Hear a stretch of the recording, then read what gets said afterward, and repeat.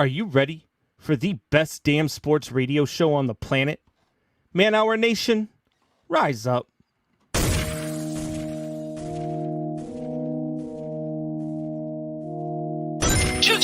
don't want to be every time, no. I would like to personally welcome you to Man Hour After Dark. Say that thing. While I bring you the host, Mike, Buck, and Cone. You know who's coming to the sports talk than what you about to hear right here. I second that. Go. You know that it's us when we talking about sports. Giving you facts on the field to the core. Tune in, we need the support. 1 hour too short, still listen some more. On all your stations, not dropping no music. Stripes like Adidas, but Nike just do it. Down 4 in the 4th, we go for the win. Michael 2 seconds, we taking it in. Buck, Mike, and Combs, you know what's going on. Man, now we're after dark, no LA, we the big spark. No 4th and inches, won't cut short. Got the best talking, it's all sports. Buzzing more than buzzer beaters. We coming live all through your speakers, go. And welcome to the Man Hour. It is Sunday night. It's your boy, Brandon Combs. Beastie, BC, Brandon Combs, to be exact. The Beastie merch has dropped. Make sure you get on to manhourradio.com and check out all of our merch. All of our signature merch is starting to drop. The Beastie stuff looks sick. We've got the new hoodies are out there. The new joggers are out there. The joggers are actually really cool. They got the little like claw that wraps around the legs. The girls seem to love them. So those things are selling like hotcakes right now. But also get on there. Make sure you click the like, share, and subscribe. Make sure you become a member. Become a member of Man Hour Nation for as little as $2.99 a month. And get on us on YouTube.com. Yeah, get at us on YouTube.com. Don't get on. That's weird. Get at us on YouTube.com. And hit us up in the comment section. No Buck tonight. It's Sunday. There's no Tory tonight. There's no Wyatt tonight. It's your boy, Beastie Brandon Combs. And my right-hand man, the peanut butter to my jelly, Soup Boss. What is going on, brother? Really, this is how I'm going to come back on here. We're going to do the getting on us thing and make you feel uncomfortable for you to come on. I was all ready to talk about how the mediums are gone in the Beastie shirts. I tried to get it. Not everyone is a 3XL, big boy. Some of us in the schmediums. And I got to sit here and hear you talking about people getting on us. I think I sent the link to all my kids who are under 18. This is how we started. Fantastic. Thank you. It was a slip of the tongue. It was a slip of the tongue. No, don't say slip of the tongue either. Oh, that's God. the wrong thing to say. Oh, God. All right, God. I'm done. Have Look, fun there's doing no this show by mediums yourself. for Beastie stuff because look, it's Dad Bod Nation. I mean, it's fat guy fall, baby. It was is hot girl summer. It's fat guy fall. Fat now. guy fall. Get yourself a big cuddly fat guy to keep you warm all winter long. Oh man, I'm pumped to be back. I need to do something. I need to get away and kind of decompress and lock myself in the room. Living in Oklahoma, and being a Longhorns fan and a Patriots fan, I've had to listen to OU, I've had to listen to OSU, and now I'm going to have to listen to Dallas Cowboys fans. This area, how's the housing out there in Chicago comes? I'm pretty much ready to get the hell out of here. Yeah. It is, I got to tell you, I lived in New England for 15 years, and being a Chicago fan in New England, with all them championships you guys were winning throughout the time that I was there, between the Patriots, the Red Sox, the Celtics were winning at the time in the early 2000s, the Bruins, and I just, man, I could not get away from it. And the Cubs were terrible until about 2015. The Bulls have been terrible. The Blackhawks were bad until 2010. So at least I wasn't direct crapping on you, like in the aspect of Chicago sucks. In fact, I remember when 2003. When the Cubs were in the NLDS and we won't bring up the whole, and then the Sox were in the ALCS and Aaron Boone threw, hit his home run, and everyone in New England, we wanted it. Who didn't want Chicago and Red Sox? And one of the curses is going to be broken. And then unfortunately we got the crap we got. So I mean, the one thing I did have was 2013, man, when the Hawks beat the Bruins for the Cup. Yeah, that was my time to shine in New England, man. I was able to talk so much crap. They had that game 6 where 2 goals in 13 seconds to win the Cup. Yep. So I went to a family member of someone's house and in the middle of Kentucky. And I was like, great. I'm not going to worry about it. They're like, hey, you want to watch a hockey game? Heard you're a hockey fan? Yeah, for sure. And everything. Her family was from Chicago. So I'm going into a Blackhawks house to watch that game. And I'm like, I'm in the middle of Kentucky, for the love of God. What the hell am I doing with this? But I was just one of those disappointed, but the way it was. We've got some comments coming through here. We've got Drew, Dawn is here. She says, hey, Drew. Drew is here. Says, howdy, Dawn. Michelle is here. Gives us a hashtag ManHourNation. Jester says, hi, Dad. Hey, I'm assuming this is going to you. She says, my dad's famous. Or he says, I'm sorry, my dad's famous.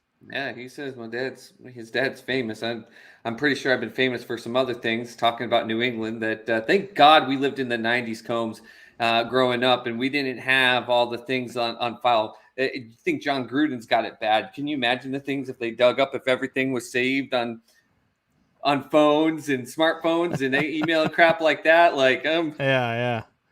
He says, I'm just going to act like I know what's happening for you, Dad. Yay, sports. Yay, go sports. That's like Alan. Remember Alan used to always come on Triple Shot Sports and say Cardinals suck or go Cardinals. Yep, go Cardinals. Yeah.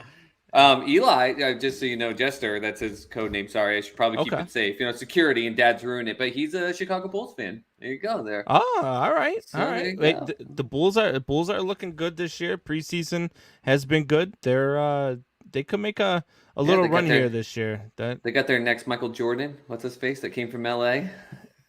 Yeah, I mean they got Ball. That was a good pickup. That squad. They've got a team there. But speaking of having a team here, Supos, it was week 6 in the NFL today. I'm not sure if you heard. Well, I had my daughter's birthday party today, but my phone in my hip just going off all the day with scores and fantasy and everything. And normally I'm there just to clear it off, and I'm like, my phone literally slowed down. I was like, this is ridiculous. Yeah, it's it was a crazy day. One of the things that came out of the day was Baker Mayfield, the Arizona Cardinals, Cleveland Browns, probably the game of the weekend, supposed to be the game of the weekend. Supposed to be. And Baker Mayfield goes down, and he was already dealing with a partially torn labrum. A lot of people don't know, but he's dealing with a partially torn labrum. He goes down awkwardly on that left arm, and he leaves the game immediately. I didn't think he was going to be able to come back, but he did come back. And he wasn't the same quarterback. You could tell they're handing the ball off a lot more. He couldn't do a whole lot. Luckily, the left arm is not his throwing arm, so there's a little bit of saving there. But I'm not so sure that he's going to be able to come back next week. I think that this is something that once the adrenaline wears off, once they get back into the locker room, this could be something that needs further attention. Do you think the Cleveland Browns are in trouble, or can they push through this without Baker Mayfield if he misses an extended amount of time? Case Keenum's their backup, by the way. Yeah, Case Keenum. Okay, so Case Keenum's the backup. So let's at least know that they got a halfway decent backup. So I guess in the aspect of the question you're asking, are they in trouble if Baker has to go down for a little while? Are they in trouble? Not necessarily, but man, that schedule just doesn't favor them. This is where you're going to have to tell your defense who's the best defense to go out there and do something different. And people go, hey, they played some really hard teams. Well, yeah, but they played the Chargers and just were giving up points left and right and trying to score as much as they could in offense and couldn't, stop them. And then the Baltimore Ravens, who's in the Browns division, went out and they stopped the Chargers. It's you've got to ask that defense to step up, because let's admit it, the offense is just, it's not doing it. You got your running backs are banged up. Odell Beckham Jr. is banged up, and he's not even been an actual player there for a year and a half. I mean, Landry's coming back. I didn't know if he came back today or not. I thought there was a chance of it, but still, that's an injury. Are they in trouble if Baker has to go down? I don't know if it's so much as they're in trouble as the AFC itself has still got a bunch of teams grouped right in the middle, but it will be panic time for sure. Baker It's part of, even though I said I'm a Longhorns fan, I always loved Baker. I loved his attitude. I loved his swagger. I love his passion for the game. But sometimes passion for the game. Yeah, his commercials are good too. Yeah, they are pretty funny. I love it. At Home with Baker. There's going to be a lot of At Home with Baker commercials. Him sitting on the couch trying to heal up here. But it's that passion that in that game, technically I went back because I didn't watch it, but I looked when he got hurt and everything. There was still technically a chance for them to come back, but he put himself in more harm. Had another, I think he had like another big fumble or an incomplete pass that should have been a fumble or something like that. And like you said, from what I saw, he just didn't look good. And that would be a place right there if you say, hey, listen, you're hurting Baker. I know you're passionate. I know you want to get in. You're already dealing with an injury. You got something else going. Case is no fool. He's been to the playoffs. He's, gotten the whole skull chant going in Minnesota. Let the guy go in. I think that's a coaching decision right there. That's where you get paid as a head coach to say, listen, I care too much about you and your future to let you go out here and do this. I know you want back in. I'm telling you, you're sitting down. You're the starting quarterback for this Browns team. Let Case in. I think they should have done that today.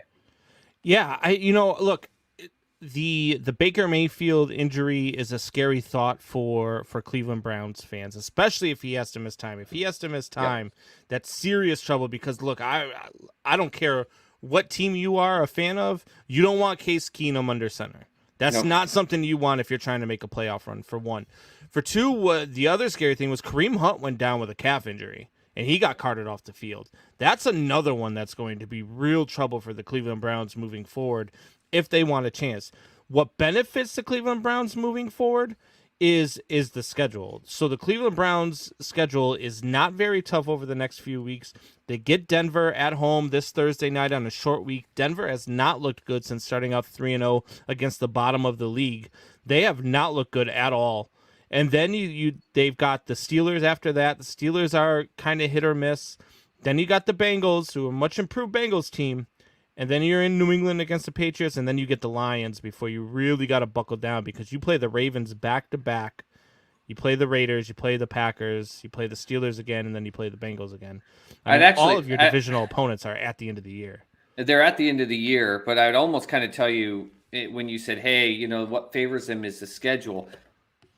I would tell you it favors them depending on which teams show up, and you talked about it. The Steelers, hit or miss. They could be a great team. Broncos, we'll talk about them later. I'm not sold on what that 3-0 start was any good anyway, so I never thought they were that good of a team. But the Bengals are a decent team. They still have some holes, but they're good.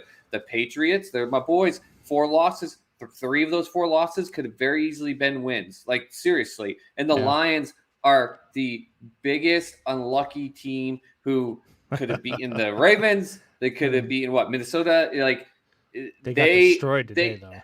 They got destroyed, but at the same time, they got destroyed today, but they almost beat the Ravens. It took an NFL record field goal. They almost beat Minnesota. So, again, which of these teams over the next 5 weeks shows up? I don't think the Broncos are anything that worry me, but the Steelers, the Bengals, the Patriots, and the Lions, which team shows up? And if Baker's not out there in case Keenum is, that's where you need your defense to go out there. You need to tell Myles Garrett, like, listen, put the tombstones in the front yard away, or go add some more and sack the crap out of these quarterbacks and get out there and stop them from moving the ball. You're going to have to be the offense. The defense will have to be the offense. And see, Buck would have been the smartest man alive if he would have said the Detroit Lions, will almost be 11-7. Almost, that would have been a lot closer than saying, hey, they're going to be 11-7.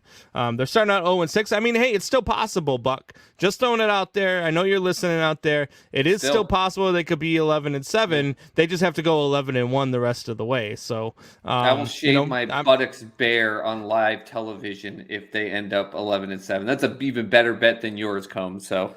I mean, I won't watch, but I almost now want them to go 11-1 so that you have to shave your bare buttocks on live TV.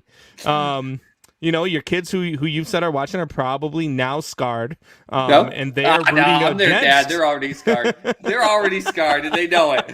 They're probably going like, yeah, Dad probably would do that. Jeez. Buck says, he chimes in, he is listening. He says, I will definitely watch right before we get canceled. So we talked about the Browns in this game. Now let's talk about the team who came out and put a mud hole in them in their home stadium, and that's the Arizona Cardinals. They went coast to coast, destroyed the Cleveland Browns. I guess technically it's really not a coast-to-coast game because you go Arizona to Cleveland. Cleveland's not really on the East Coast. It's in the East Coast time zone, though. It's a far enough of a fly. It's a far travel, and it's hard for West Coast teams to come out to the East Coast and play. I think what benefited them this time is maybe the later start. It was still a 3:00 start, which they would have gotten on the West Coast. But the Cardinals are now 6-0. Are the Cardinals the best team in football? Yeah, they are the best team in football. Now, before anyone else gets their opinions in a bunch about who they played and their schedule, I can't stand that. And I get it. We saw that with Pittsburgh. Like, they were an overrated team. But we saw that with Pittsburgh going 11-0, that they were overrated. They still had to play the schedule that was in front of them. But once someone stood up and punched them in the mouth, they weren't valuable, right? Well, I mean, hold on now. You want the schedule. I mean, they beat the Titans 38-13. That was in Tennessee. They went into the Rams' house, knocked on the door, as I've been saying for 2 weeks now, kissed their mom on the lips, and then beat their butts. I was talking about Pittsburgh. Oh, you're talking about the people that like to say it. Yeah, no, go ahead. Keep going. I'm sorry. Yes. They beat the Niners and they beat the Browns. I mean, I don't think you can really talk about their schedule so much because they've beaten some really good teams. That's kind of what my point was going to get to, is that people that are saying that, they're trying to compare it to Pittsburgh last year, and it's not even close. Like, these teams are fantastic. They're playing. The Rams with Stafford is just, they're on a new level. They're excited. You can tell people are actually going to show up to LA and watch it, 2 or 3 football games, especially with the Chargers. They might get their stadium half full, which is good for them. These are good teams that Arizona is not just beating. They aren't just scratching the edge of the victories and getting 66-yard field goals to pull it off. So to me, you are the only undefeated team. You've beaten great teams. You've looked good in doing it. You pulled the moves needed to get great players in. Kyler Murray, all 3'10" of him, is just out there playing MVP level football, which is just fantastic for him. And why that defense, Kyler like that, because he's short. If anyone's shorter than me, I have to pick on them. Like my poor son Jester there is so short, he knows it. Like, people are like, "Where's the extra person you said was come to dinner?" He's like, "I'm down here. You can't see me. I know it." And that's the Kyler thing. But you know what? Jester is an amazing and talented kid. He's going to do great in life. Same thing with Kyler. So if that's the only thing I could take away from him, then so be it. But that defense, though, is what still doesn't get enough credit. They're so good. They were thinking about trading away Chandler Jones. So good. Now, with that said, are they the best team? For sure. I can't stand that people are still putting other teams above them. But they're the best team that in one game, if they slip, there were teams just ready to pounce. The Packers, I'm sorry, Combs. The Packers are just looking good. They're gelling. There's energy. The Bucks are always ready to go with Tom Brady. And then Baltimore, just impressing today when they barely beat the Lions a couple weeks back. Now they've gone and had that huge comeback against the Colts, went out there and just demolished the Chargers. They're looking fantastic as well. Somehow, I guess, Jackson learned how to be a quarterback, which is just mind-blowing to me. He learned how to throw a football. Good for him. So the Cardinals are the best team in football. They should be power rank number 1. And I know Buck is sitting and listening to this and probably rolling his eyes. But they're not number 1 leaps and bounds above the rest. They're number 1. But they got at least 3 teams ready to pounce if they slip. Yeah, and look, I've been on this Arizona Cardinals train for a long time. I said preseason, I picked them to win this division. I actually have them at 15-2 this year. I liked the J.J. Watt signing.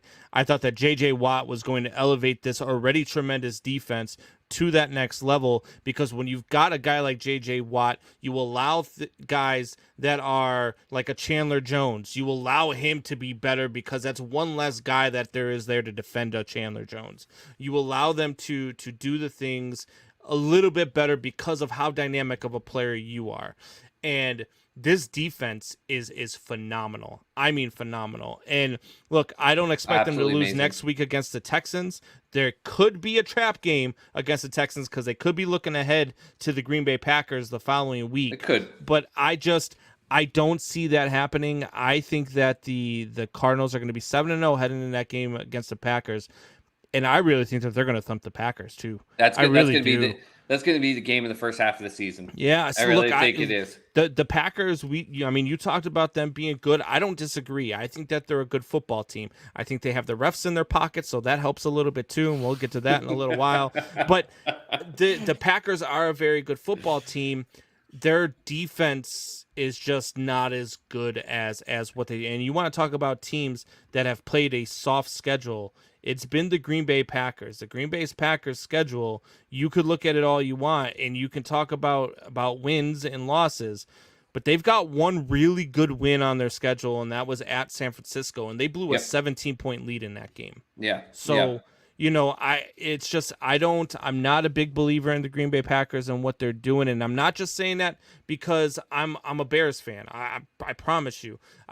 Today, look, as much as and we'll talk about this later, as much as I was angry about the way that game was officiated, the Packers are the better team. The Packers are a better team than the Bears right now.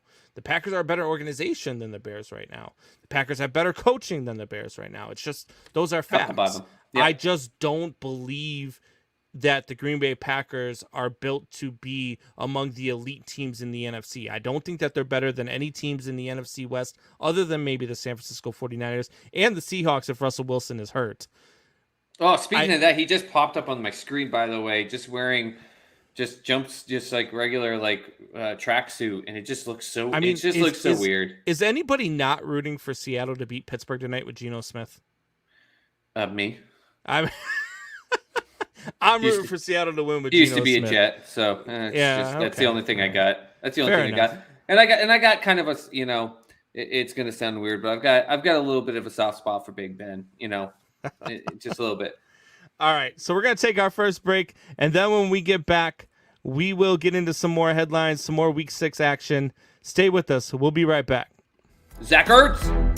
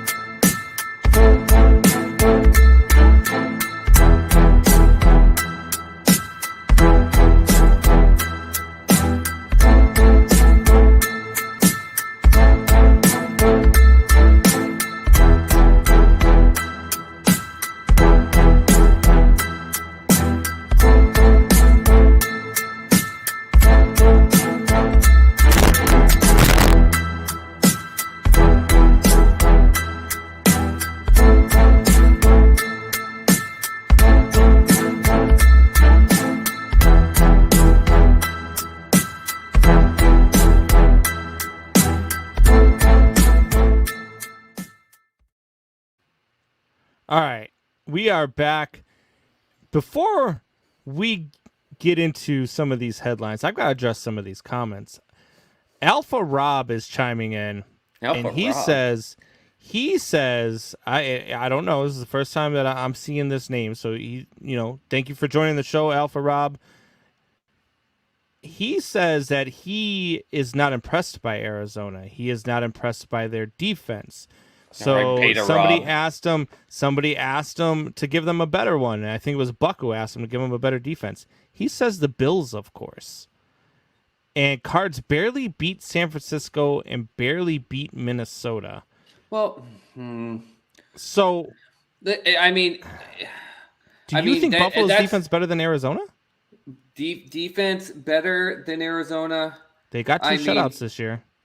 I mean, flip a coin, but Arizona's defense has gone up against some tougher squads to prove their ability.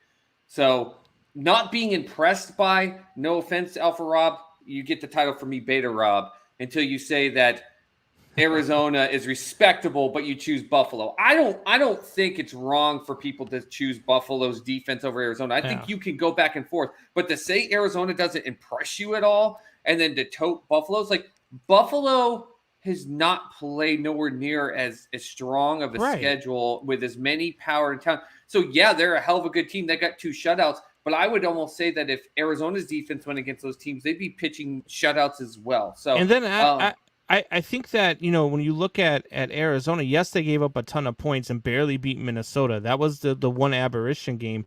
They did barely they beat San Francisco by a touchdown, but they held them to 10 points. Yeah. They held San Francisco to 10 points, and that's a divisional game. When you start getting into divisional games, it's a much tougher game, no matter how good or how bad the other team is. Those divisional games are always tough.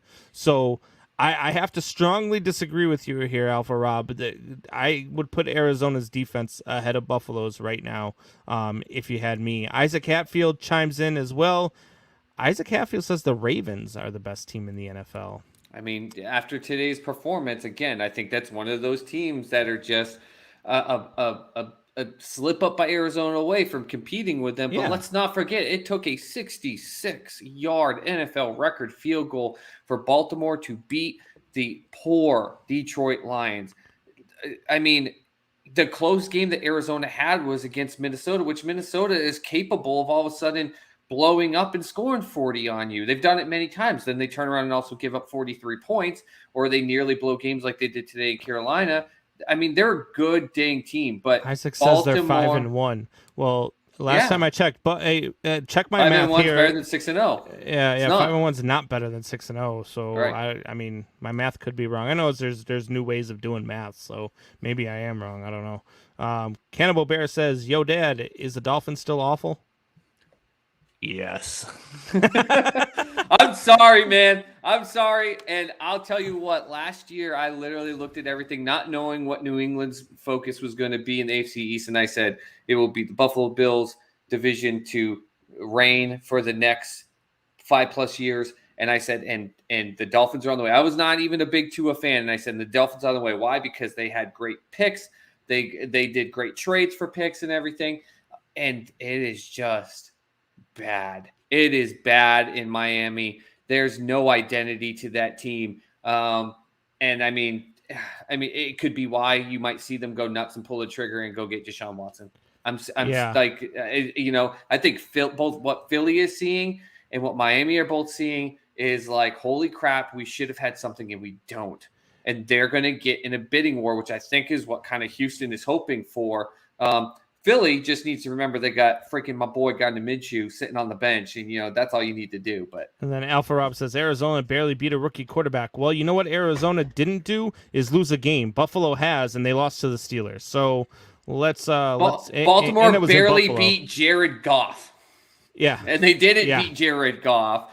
That Prater beat Jared Goff. Like, come on, like it's and that's the thing. They're these 1-for-1 tick for tack things, and that's why I think Buffalo, Green Bay, Baltimore, they're all there ready to strike. But at the end of the day, Arizona lines up against every single one of them. And you could say, well, they barely beat this team. Baltimore, you're saying, is the best team, and they barely beat the Lions. 0-6 Lions, like barely.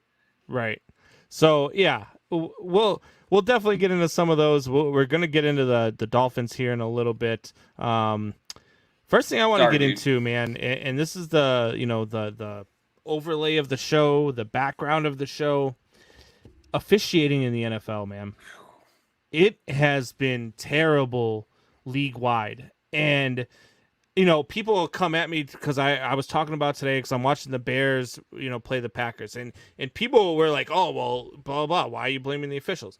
I don't blame the officials for the loss. The Bears, I don't think that they were going to win this game anyway. But there was some blatantly one-sided officiating in that game. And it's not just the Bears-Packers game. I've seen it in other games as well. I've been clamoring for officiating all season long. It's been horrendous. All league-wide. It's not just limited to one. But when we talk about the Bears-Packers game today, I was talking about, you look at a three linemen who jump off sides. Justin Fields assumes he has a free play and throws the ball up for grabs and ends up throwing an interception. No flag there. One of the easiest calls should have been made. You got Aaron Rodgers who gets sacked, punches the guy in the face mask. So the guy points at him after he punches him in the face mask. They flag the guy for pointing at Aaron Rodgers as opposed to Aaron Rodgers for punching him in the face mask. Then you've got Justin Fields on the sideline after he's already been tackled and out of bounds, gets flipped back over in a suplex, and the ref helps him up instead of throwing a flag. Like, imagine if that was Aaron Rodgers. If that was Aaron Rodgers, 17 flags would have come in, and there's only 8 officials on the field. So if it was my boy Brady, the national company that makes the flags would dump like a big truck from the blimp and just drop If flags. It was Brady, a tank would have rolled onto the field, and the National Guard would have come along with them. It's so bad and so one-sided, and sometimes it can change the outcome of the game. You watch the Bears had a touchdown earlier. They did come back and score one right afterwards, so it wasn't really that big of a deal. But this touchdown was to let them get back into the game, was to make it a 7-point game, and they called it back for a holding call that when they replayed the holding, there was no hold. It was a clean block. The guy had him by his pads the entire time, never closed his hands, and was just putting his hands on his chest, and the guy couldn't get past him. They called that for a hold. They have another one where they finally call roughing the passer on the Green Bay Packers. No flag is thrown other than the one that was sitting next to Justin Fields. Then they huddle up, and they're like, oh, there was a foul for holding on the offense, and there was a personal foul, so those fouls will offset. Like, it was so horrendously bad, and it was so obvious. And then I flip over to the Broncos game. There's a bunch of bad calls in that game. I was watching the Patriots game. There are a few bad calls in that game. I mean, the third and goal, Dak Prescott clearly gets into the end zone on a sneak play, and they call it nothing. They say he's down at the 1, and instead of reviewing it, they go to 4th down, and then he goes to leap over the line and gets the ball hit out after he crosses the line, but then they go to review, and it shows that it was before the... Well, on that officiating one, though, is horrendous. That's not on the officials, and I know it's going to sound like I'm being the Homer New England fan. That's not on the officials that they didn't review it. They called him down at the 1 on the 3rd down play. That's up to the Dallas Cowboys to I believe there was it. less than 2 minutes to go in the first half when that happened, was there not? No, not that I think. No. I mean, I'll go back and check, but I don't think. I think there was. I don't think they could challenge it. I think there was like a minute and something to go in the first half. So I don't think they could challenge it at the time. All right. Well, then that point, I'll wait until I know for sure what happens there. But now, everyone in Sports Soup, they know it drives me nuts when there's just officiating issues that happen and then just people just go nuts. All the officials. It drives me nuts because it's just a desire to just point a finger at officials and just blame them for everything and never look at the full game. My problem, though, is starting to become it's too blatant. So many times umps and refs don't get the credit of how hard this job is. Like, think about it. Even with multiple refs on an NFL field, you're watching 22 big, ridiculous, grown-ass men throwing each other around, and you're trying to find the one thing that when our camera zoomed in on a play, you go, how the heck did you miss that? Here's the problem. They are becoming blatant. How you don't see, like, when the ball is getting thrown to a wide receiver and a defender puts their hands right in the face of the receiver, who's not looking at the receiver at that point? You're literally watching the ball go to him. When a guy gets grabbed underneath his neck as he's going to the quarterback, there's a referee looking at the quarterback right there, and the guy is getting lifted and held backwards, put into a cobra stretch. How is that not a hold? How are the three? What obvious offsides, free play for Justin Fields. And like you're taught that the games is taught and teams are taught and quarterbacks are, if you catch him jumping offsides, it's a free play, go for the shot. And he did what he was supposed to do. And now it comes as an interception, looks like a bad stat for him when he did what he was supposed to do there. Take the shot. And it's just blatant. And I'm telling you, we're talking NFL. I think we need to expand it. MLB is getting bad. NHL is getting bad. NBA has just always been a joke, and they've actually been caught for refs, betting on the game and twisting the outcomes in order to win. Out of all of those sports, football and hockey, I think I give the most leeway to, just because of how fast-paced they are. And I know from experience reffing hockey, like, I know that sometimes you see things on the ice that people don't see in the stands. And you'll see it when they slow stuff down, too. Where you're like, how was that a tripping call? There's no way he fell on his own, blah, blah, blah. And then they go to the replay and you see the tiniest little flick of the stick that went in between the guy's skate blade that allowed him to trip. So those two sports I've always understood where it's fast-paced, so sometimes you miss some calls. It's just gotten really, really bad in the NFL. Baseball has got to go to automated strike zones. Oh, my God. And we're definitely going to talk about this later, but I mean, it changes the course of the game. But in the NFL, I don't know how they fix this. I don't. The only thing I could say is that you gotta add more umps. Well, even adding more umps, that's fine. Or refs, but, I'm sorry. But umps. I think you need to make it more black and white, as opposed. There's a lot of rules in the NFL that are up for interpretation by the refs. There's a lot of rules in the NFL. I disagree with that. I disagree with that. No, because the rules are clear. It's not that it's up for interpretation for the refs. It's that this has gone on long enough that they've changed the culture of the calls to be based on interpretation. The rules are black and white. And I'll bring it back to this. And it's what I fight with people online because, no one, everyone gets on social media to have their mind changed like it's going to matter. But people still to this day talk about the GD Tuck rule, okay?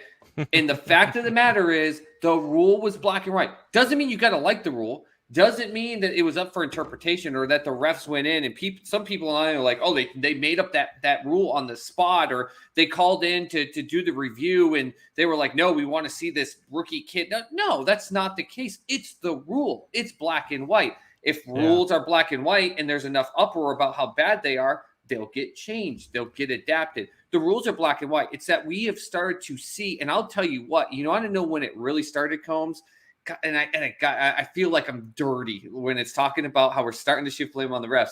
But when the refs, what was it? They went on strike, and we had those replacement refs, and we just had those horrendous calls, and everyone was like, we just need the real refs back. The real refs came back, and guess what?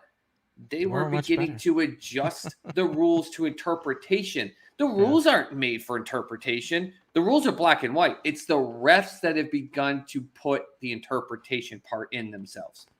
Yeah, the thing that, like, I'm trying to figure out, like, how do they fix it? Like, is there I've said in Major League Baseball, if you're not going to implement the automated strike zone, that you kind of go to a sliding pay scale, like where, hey, if you only get 90% of your calls right, then hey, you get all your pay. If you only get 85% of your calls right, guess what? Now your pay for this game is at this level. Because I promise you right now, if you start hitting these guys in their pockets, that's where it's going to start to change them for the better.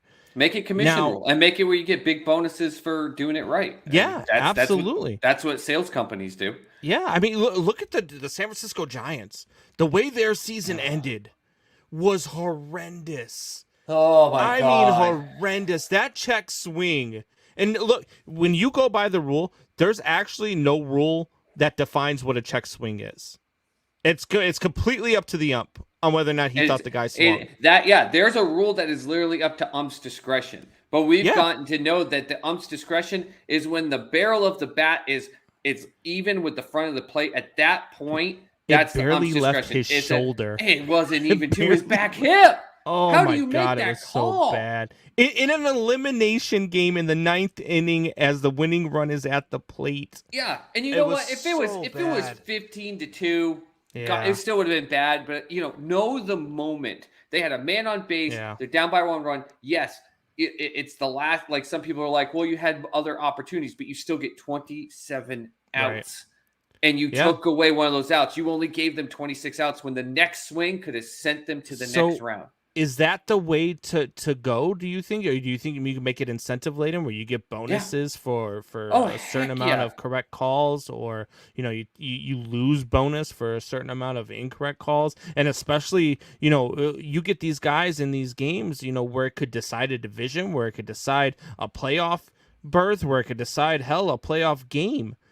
Like, that stuff has got to get corrected. I mean, I think back to the Saints a few years back, right? I mean, even after, the worst part of it was for that ref was even afterwards, the cornerback saying, oh, hell yeah, I interfered with him. I had no choice. And it still didn't get called. And you're like, man, that's really when it started highlighting how bad the officiating is in the NFL. Yeah. And it's just not getting better. The incentive has been, and this is more towards the baseball aspect, but it's been, hey, if you do really well, you get to be able to get picked for the staff that goes to the playoffs, because there will always be playoffs, there will always be championship series, and you get a bit more checks, you get more pay that way, right? And you get more elevated in what you get for better games, blah, blah, blah, all that stuff. The problem is, especially in baseball, the season's so long. Like we're our mentalities as a society has changed, where I know you probably don't think so, but the majority of America, 162 games is long. A lot of people wait until the last 2 months of the season to really start diving in. Like, where are people? They just kind of keep track, watch a game here or there. Then they'll, a month or two go, they'll start diving into it. It's really long. When an ump knows at game 100, 90, 85 that they're probably not going to get on a playoff series, a group of umpires to go and get extra, what the hell's the incentive? He's going to get paid no matter what. Make it so they get paid. Make it a commission level where not only the better you do in percentage, and you use technology like an automatic strike zone to verify these things, but you give them more pay with bonuses, and it's based on the success ratio that you get to go to the playoffs. And you know what? A person at 100 games in may be lower, but if they know that every game after that, even if they don't make the playoffs, if they call the game perfect, they bonus enough where they cover if they had gone to the playoffs. At the end of the day, they love what they do, but they also want to get paid to make a living like you and I do. And at that point, they are like, what does it matter? I'm getting paid the same no matter what. I would also put these guys on almost like a relegation type thing where, hey, look, if you've got this amount of, like, we're going to review your games. And if you've got this amount of missed calls, or you've got this amount of wrong calls, you're either going to be on a probation type period next season, or B, you're not going to have a job next season if it's really that bad. I wouldn't mind seeing that. They do so much to get to the game that threatening to not have a job potentially, I don't think is good, because you create fear, and within fear, bad stuff happens. I do think, though, that if you put it on a commission-based level aspect and you continue to look at it that way, you can say, then at some point you can go to them without there already being preset fear, but go say, hey, look, this has been 3 seasons and you're at the bottom here. This isn't working. And we've got these guys in AAA. They've been doing good. They're in the top. We're going to promote them and demote you. I mean, that's sports themselves. That's the workplace in anyone else. That's even the athletes that get paid the millions upon billions of dollars. They know, if I don't start doing well, I'm going to get demoted. And at some point, I'm going to end up losing my spot, my job, my contract, whatever it is. They got to do this with assumptions. Don't throw the fear in it, but put them on a commission level, because then you can rate them based on that. And you can have those conversations and go, this hasn't worked now for 2 or 3 years. You're not up to par. You haven't even shown a spike going up. We're going to demote you. We're going to get these guys up here and see what they can do. And then the cream, as Macho Man says, the cream rises to the top and the best will be there.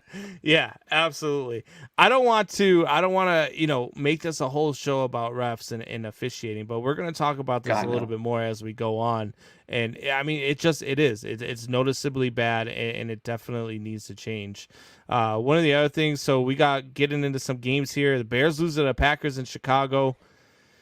Is Rodgers right after he scores a touchdown when he shouts at the Chicago Bears fans, "I own you"?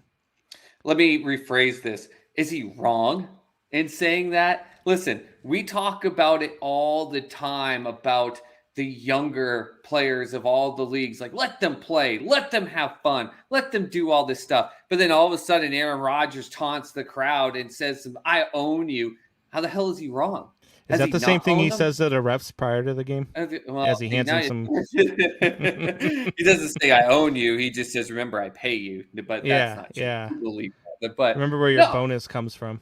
listen. At the end of the day, we talk about it. What do we want? We want excitement. We want excitement out of these. And when he's out there, you know what that does? That pisses off that Bears fan base even more. So guess what's going to happen the next time Green Bay's in Chicago? If he's still playing for Green Bay, those fans are going to be more riled up. That's what we want. He didn't slam vulgarity at their way. He didn't say anything discriminatory or anything like that. He says, "I own you." And he's right. That's not, that's not some one win against a team.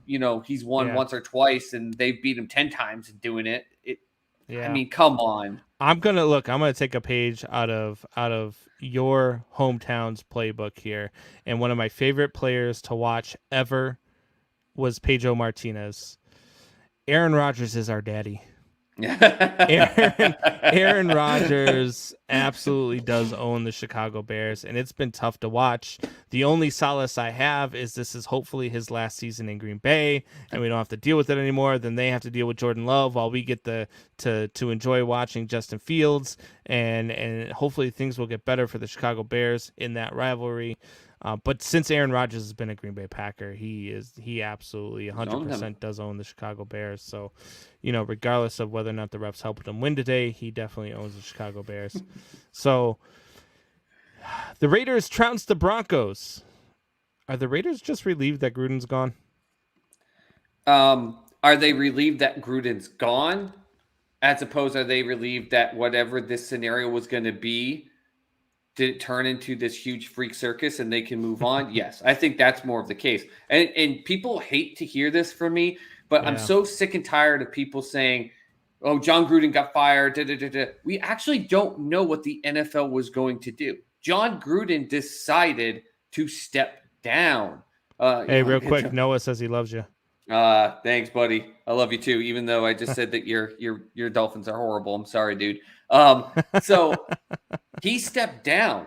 And in doing so, as weird as it sounds, this is some weird writing class, flip it around on its end type of thing.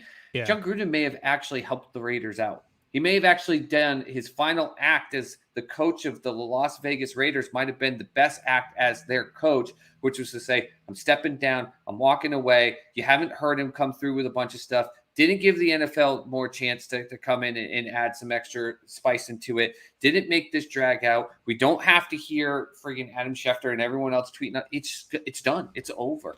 He did the best thing for that team, and it gave them the ability to go, we still got to go play football. So are they relieved John Gruden's gone? I don't think that's the case. I really don't think that John Gruden was a hated coach by a lot of his players. But are they relieved that the situation just went away because he said, "I'm walking away"? Yeah, hell yeah.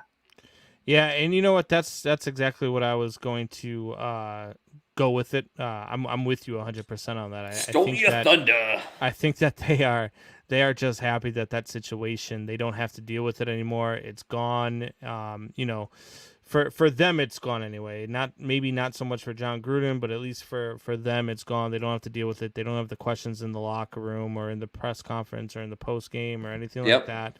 They don't have to deal with that. So, yeah, no, I agree. The Broncos, though, started out the season 3-0. And, I mean, when we talk about teams that are 3-0 and aren't very good, and I know, we've got a listener out there, Liz, who helped design the Beastie merch and came up with the Beastie nickname. And Thanks, she loves her Broncos. Sorry, but Liz. This team, when they were 3-0, and I even told her, and she got mad at me, I said, "Look, this team's 3-0, but they beat the Jaguars, Jets, and Giants. So just calm down a little bit." And now they're 3-3. and they're not looking so good. They can't protect Teddy Bridgewater against good defenses. They just can't. The guy's running for his life, running scared. Like, yeah, they have, and then they don't play football till the fourth quarter. In any game they've played, they don't play football in the fourth quarter, and then all of a sudden they're like, "Oh, hey, we gotta." Well, that's because all of a sudden they have all the energy now, and the other team is kind of, they've already beaten the crap out of them, so they're trying to take a breath. I think that's more of what it was. It's the Texas OU scenario. The other team was just too hyped up, and so Denver's got the ability to kind of play against soft defense or dudes that were now tired. I think that's more it is than their skill. Yeah, and even more so they play the Browns this weekend, and earlier in the year I said that the Browns were a better team than the Broncos, and Liz had the Broncos beating the Browns. So we've got a bet because Liz works out of our Milwaukee office, and so if the Browns beat the Broncos, she has to wear a Bears jersey to work with all of the Green Bay Packers fans in the office. And yeah, what happens if the Broncos beat the? Then I have to wear a Broncos jersey. What a hell of a time for Baker Mayfield to maybe give them one opening, right? And Kareem Hunt and everything. Kareem Hunt. Exactly. There was a week for it. You're like, what the hell? Yeah, but you know what? I'm still that defense. I think is going to feast on that Broncos offensive line. So I think I'm all right. But the Broncos were. Liz chimes in now. She says it's definitely not looking good. Oh, at least she's an honest fan. Good for you. Listen, everyone talked about Pittsburgh last year when they were 11-0 and said they're not a good 11-0 team.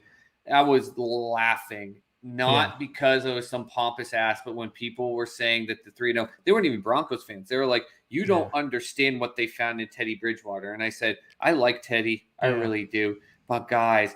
All it did was prove that they aren't basement-dwelling NFL team, but they're, halfway up the steps or just at the door. I said, look, I've been a supporter of Teddy Bridgewater. I think that Teddy Bridgewater could be a good quarterback in this league, but there's something to the fact that every team that he plays for is okay with replacing him. Yeah, there's got to be something to that fact. I don't know if it's something that's in the locker room. I don't know if it's something mentally. I don't know if it's something that they see on the field that we just don't see. But there's something there because everywhere he's gone, with the exception, I mean, yes, Minnesota was because of injury, and maybe even then they might have still replaced him. But everywhere he's gone, they've been okay with replacing him.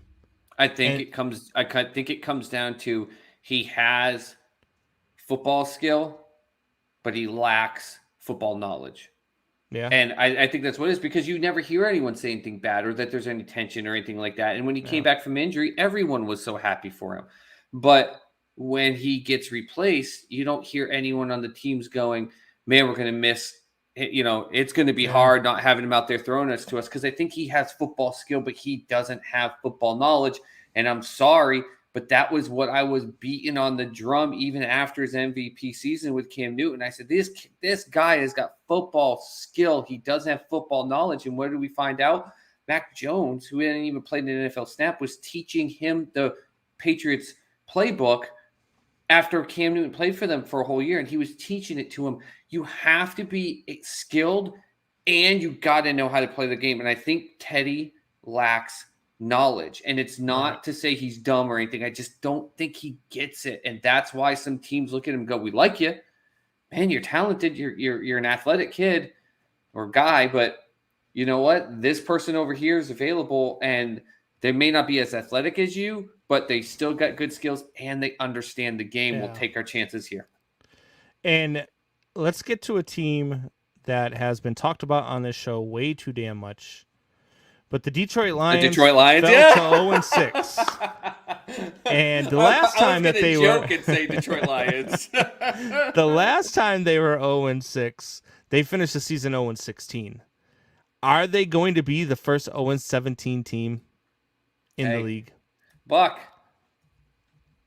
They're not. Okay. Here's where I get to be the great Detroit Lions fan with you. And just pump them up, because they're gonna walk away with like 2 wins. That's what I had them at, 2-15. Yeah, that's what I had them at too. And the crazy thing is that they could potentially already have 2 wins. That's the crazy thing. But they still get to face Atlanta. They get to face a really bad, struggling Seahawks team.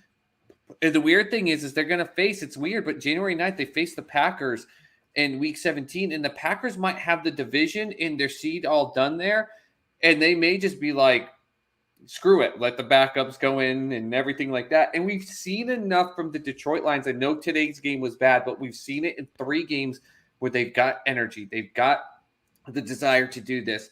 They've got a great chemistry up and down that team. Yeah. The problem is that Jared Goff is your quarterback, and that's what we see. I don't know all that the they time. got great chemistry on that team. Did you hear the press conference after the game? Well, I mean, today was just their where, head where all coach the pain went. threw Jared Goff under the bus and said he's got to be better. He has not shown up. He's got to be a leader. And yes, I know he's right, but you don't do that to your quarterback, man. You don't do that to your guys. I mean, name me a coach that has ever come out there and said, "Hey, look at how many times did we watch freaking Matt Nagy over the last 4 years say, "Hey, Mitch is our guy." Yeah. Mitch is our guy. Yeah. Like, you don't throw your guy under the bus, and he, like, not only did he throw him he threw him under the bus, kicked the driver out of the seat, backed it back over him, and then drove over him one more time. Well, hey, maybe he's looking at it like, listen, I know the rest of my team's doing pretty damn good, but I'm not an idiot. Jared Goff is just not doing it. I need to get someone else here and in here. So maybe it was just some stupid desperation move. So the chemistry thing maybe isn't much, but when you watch them play, they play with passion together on there. When that 66-yard field goal went through, it wasn't just the Lions fans that were just like, are you serious? It was their players. Like, they could not believe it. They were ready to absolutely celebrate like they won a playoff game because it proved that they could do this. So, no, I don't think they're going 0-17. I think they steal one from Atlanta. I think they might steal one from the Packers, depending on the scenario in week 17. I had them at 2-15. I think that's what it's going to be. But, I mean, no, I don't think they go winless. They've lost 2 games with 0 seconds on the clock on 50-plus yard field goals. Yeah. And we watched the Tampa Bay Buccaneers win a game against the Patriots when the Patriots missed and donked off a 54-yard field goal. So, I mean, Tampa Bay gets a win in that scenario. Detroit Lions get 2 losses in that scenario. I'm not comparing Tampa Bay to Detroit, but I'm just saying they're closer to wins than they are losses. Buck says that they won't go winless because they got the Bears on the schedule. Well, they already lost to the Bears, and they play the Bears on Thanksgiving. The Bears usually don't lose on Thanksgiving. So he's like, I just want to piss off Combs. But they've got the Atlanta Falcons on the schedule, and that's like week 15, week 16, something around there. And I think that might be the first win. So I could see them beating the Falcons. I can see them maybe squeaking out a win against a Vikings team. I was going to say December 5th. They're at home, and it took that last-second field goal by Minnesota. You could see them now, and that was in Minnesota. I mean, you could see them beating the Vikings, and now watch. Minnesota's going to put up like 52 points on them or something like that. Yeah. It's one of those. So Atlanta, big bomb, tie it up, bomb the fourth. That's my boy, Jock Peterson. Let's go, baby. Jock Peterson. Scherzer was out there throwing smoke this whole game. He was looking really good. God, he's going to look good in a Cubs uniform next year. Anyway, we're going to go ahead and get to our second break. We are a little bit over the time, but that's what happens when Soup and I get together. We love to come at you guys show with the tonight, heat. right? We don't do none of this beating around the bush crap. We don't talk about how the Lions are going to be like 11-6. We don't talk about how Lamar Jackson is trash. We come at you with the smoke. We come at you with the heat. Tyrod Taylor. King Henry. He's a horrible running back. He's a terrible running back. He's going to be behind Miles Sanders this year. He's only had 1 good game this year. All right. We keep coming at Buck. Buck's going to come at us tomorrow, I'm sure. So, we're going to get to a quick break, and when we come back, we're going to get to some. We're going to get to some more. No, we're going to get to one of your favorite games. Ain't nobody got time for that. We will be right back. You're next, Tori.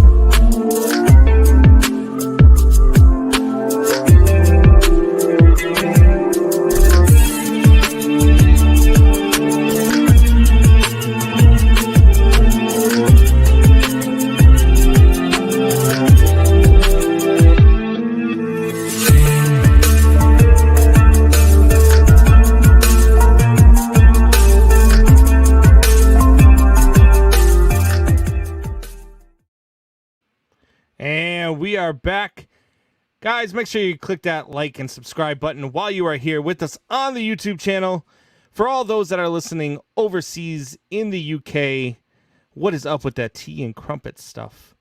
Jeez, crow.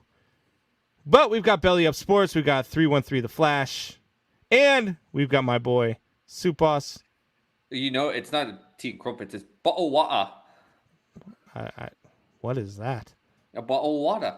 It's a bottle of water. Right, bottle of water. What's up with the bottle of water? All right. Well, it is time for a fan-created segment, the fans' favorite segment. It is time for Ain't Nobody Got Time for That. Nobody got time for that. Ain't nobody got time for that. Ain't nobody got time. Ain't nobody got time. Ain't nobody got time for that. Ain't nobody got time for that. Ain't nobody got time for that. Ain't nobody got time. Ain't nobody got time. Ain't nobody got time for that. You know when the lines go 11-1, that's going to be me before I shave myself. That's the ginger hair all over dancing on there. Oh, wait till you get to the end. I'll play. We usually play the whole video at the end. There's like a whole bunch of dancing chimps and everything. It's hilarious. That's my kids. It's my favorite little video. But it's time to get into Ain't Nobody Got Time for That. I bring up some stuff that I just feel like I ain't got time for, and we talk about it a little bit, and then we play that little funny video, and you guys love it. That's how it goes. All right. So the NCAA. Speaking of Ain't Nobody Got Time for That. The NCAA says there's no SEC bias. But you see a team like Alabama lose to an unranked Texas A&M, and they fall from 1 to 5. And then you see a team like Iowa, ranked number 2, lose to an unranked team, and they fall from 2 to 11. And you see Notre Dame lose to a top 10 team, which is actually now the number 2 ranked team in the nation, and they fall from 7 to 14. So, how is there no SEC bias? As soon as Alabama dropped to number 5, everybody saw the writing on the wall. Okay, cool. If Alabama doesn't lose another game, they're back in the playoffs because they're going to leapfrog somebody ahead of playoff time, right? That's just what happens in the NCAA. Stop pretending like you don't have an SEC bias. Stop pretending like you don't want Alabama in the playoffs. Stop pretending like you don't want this to just be an SEC tournament. This is the stuff that I just don't understand, Soup. Why don't they just come out and be like, look, the SEC is the best. We're going to put this up. We're going to just have an SEC playoffs, and the winner of the SEC playoffs is going to win the national title. They kind of do, in the fact that they had to make a comment that there's no bias. If you're making a comment that there's no bias, there's bias. 100%. 100%. And here's what I really, truly boggles my mind. And people came at me. I posted this on my Facebook page earlier, and people were like, oh, how can you compare Notre Dame to Alabama? Notre Dame can't play in the playoffs. Notre Dame can't do... I wasn't saying Notre Dame's the top team in the nation. I wasn't saying that. But what my suggestion is that saying that their loss to Cincinnati on the road in Cincinnati is a worse loss than to an unranked team. That's the bias. The way that they're saying it to you, like, how can you compare the two, is literally how the NCAA is doing it internally. Well, we can't compare Notre Dame, what's going on right now, to Alabama. Yeah. So, there's the difference right there, which is actually crazy with how much Notre Dame gets a following still, even though they're a half-ass suck team half the time. So you're going to have to mute me after that one. It's gonna be interesting for me to see how Alabama competes in the next 5 to 6 years now that everybody else also gets to play their athletes. Nobody got time for that. Ain't nobody got time for that. Ain't nobody got time. Ain't nobody got time. Ain't nobody got time for that. Ain't nobody got time for that. Ain't nobody got time for that. Ain't nobody got time. Ain't nobody got time. Ain't nobody got time for that. It's a catchy jingle, ain't it? I see you dancing in the background. Still dancing, baby. All right. So the next one here, we've got MLB strike zones and their replay review rules.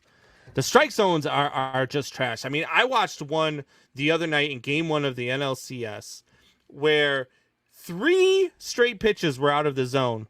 All 3 of them were called strikes. Called strikes, not swinging. The guy didn't swing at any of them because all of them were about 4 or 5, maybe even 6 inches out of the zone. Same thing ALCS with JD Martinez. JD Martinez, yeah, there was another one. Like, it alters the course of an at-bat. If players don't know what your strike zone is because you don't know what your strike zone is, that's a problem. That's a problem. And the San Francisco Giants, which we touched on earlier, the way their season ended, to say that is not a reviewable call is a joke. To say that anything is not a reviewable call in a playoff game is a joke. You got to give your managers two replay reviews, just like the NFL does, right? And if you get one wrong, you don't get a third one. You get both of them right, you get a third one. And everything needs to be reviewable. Everything needs to be reviewable. I don't even care if you want to make it strikes and balls need to be reviewable. I've only got 3 challenges, right? And if I'm wrong and you're right, guess what? I don't get that challenge. So to sit there and say, "Oh, well, that's going to extend the game too long." No, it's not. It's not. I've got 2 challenges. I've got 2 challenges. And if I'm wrong, you're not going to extend the game at all. But if I'm continuously right, sure, that might extend the game. But then that'll make the umps do their job a little bit better. MLB actually does a great job on the reviews when they do get them of doing them pretty dang quickly as compared to, a pitcher going in for an injury and then taking 46 minutes in order to get the next pitch out. We're not going to complain about that. But NFL reviews take too dang long. But MLB reviews are quick. They let the people that are watching the same thing we're watching make the judgment call. They give it to the umps, make it allowed. We just talked about how the Giants got 1 out taken away from them. When you throw 3 pitches that were breaking back to back to back against JD Martinez that are 4 to 6 inches outside the strike zone, you took an out away. And guess what? The Sox lost by 1 run. That one swing of the bat in that at bat could have tied it. Probably their best power hitter all season long. Yeah, and maybe their hottest hitter heading into the playoffs as well. So I don't enjoy watching stuff like that because it really does. And I ref hockey, I ump baseball, I've refed football, and I've refed basketball. I've done all of the above. Not at this level, but I've still done it. I understand where sometimes people see things differently than the way that you see them. But some of these calls, some of these umpires, blatant. We won't mention any names. Angel Hernandez. Some of these umpires, they're just blatantly bad, and there's nothing that you can do about it because MLB won't do it. They've got the technology to go to automated strike zones. You can't tell me that they don't. They've got the ability to do that. We watch it on TV during. I was going to say we watch it. We know they can do it because we watch it. If they can stick a camera and a little pylon in the NFL and give us almost a 360 degree, and we can watch an MLB as fans, the strike zone, they can do it. They can do it. It's simple. They've got cameras flying around the stadium on drones. They've got all sorts of different things that they can do. You can absolutely go to automated strike zones. We can't afford that. We need to see the managers sitting on the top step of the dugout in 4K right before the game as they're contemplating about how the next 3 hours are going to go. That's what exactly. So regarding their strike zones, regarding their replay rules. Nobody got time for that. Ain't nobody got time for that. Ain't nobody got time. Ain't nobody got time. Ain't nobody got time for that. Ain't nobody got time for that. Ain't nobody got time for that. Ain't nobody got time. Ain't nobody got time. Ain't nobody got time. All right. The one last one I want to get to before we go, and I know you're probably sick of it. You were probably sick of it after game 1 of the ALCS. Carlos Correa's little "it's my time" celebration. You're an idiot. You know what you should do? You should pat your boy Jose Altuve on the chest. Oh, can't do that though. It might hurt the buzzer. You should maybe pat your cameraman on the chest. Oh, can't do that. People still know that you're using cameras in the dugout. Oh. Maybe, just maybe, it's your time to shut the hell up. I don't care if you celebrate. I don't care if you bat flip. I love all of that stuff. I love all of the bat flips. I love all the celebrations. I love guys like Javi Baez, Wilson can't. It's not even just about the Astros. It's just it's your time. What does that even mean? You've already won a World Series. What do you mean it's your time? We know you've been good for a couple of years now. Yes, it's your time. He was just pointing at the watch, telling them when they get the next call in to know what the strike zone is. Like he's telling them to update it on the watch. I loved your post, by the way, on Sports Soup. It's time to go back to Boston, tied 1-1. It's time to go back to Boston 1-1. That was great. I'm okay with it because you know what? When you then the next game fall flat in your face and you watch your team give up back-to-back grand slams, I get to make posts about that.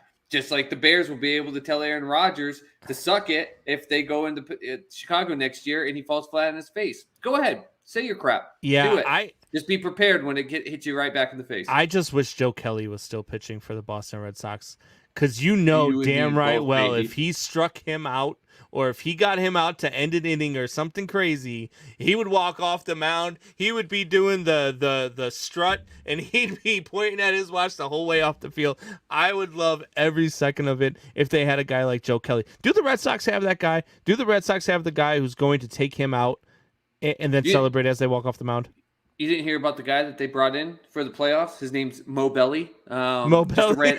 Just a random guy that they signed off the street.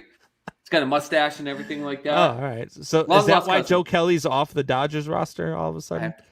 It's Mo Belly. Things that we don't want to talk about, right? Nobody got time for that.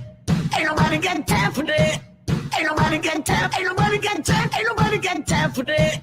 Ain't nobody got time for that. Ain't nobody got time for that. Ain't nobody got time. Ain't nobody got time. Ain't nobody got time for that. Ain't nobody got time for that. Ain't nobody got time for that. Ain't nobody got time. Ain't nobody got time. Ain't nobody got time for that. They're not just dancing, they're doing the river dance. That's hell yeah, baby. That's my favorite part of that whole damn video. I look forward to this segment just to watch that video at the end of it every damn time. It kills me. It cracks me up. I don't know. I love it. It was every night in my 20s in Boston, hitting the bars with me and the half-naked Ginger and then trying to do the river dance with 4 other drunk guys. That's the perfect video. The Buck outdid himself with that video. Buck put that video together. I love it. All right, so we're going to get to another break, and when we come back, we're going to get into some more headlines from week 6. And we're going to do some shop talk. So, guys, go ahead, get your comments in there. The comments have been off the wall. I saw comments earlier talking about, top 10 players all time. Somebody said Kobe wasn't a top 10 player of all time in the NBA. I would love to destroy that person because to say that is asinine. I don't understand anybody who would ever say something like that. But, to each their own, I guess. We're going to take a quick break, and when we come back, we will... Yeah, Buck. It was me.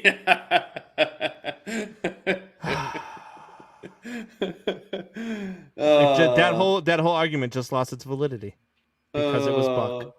Yep. We'll be right back. Truck Buck. But...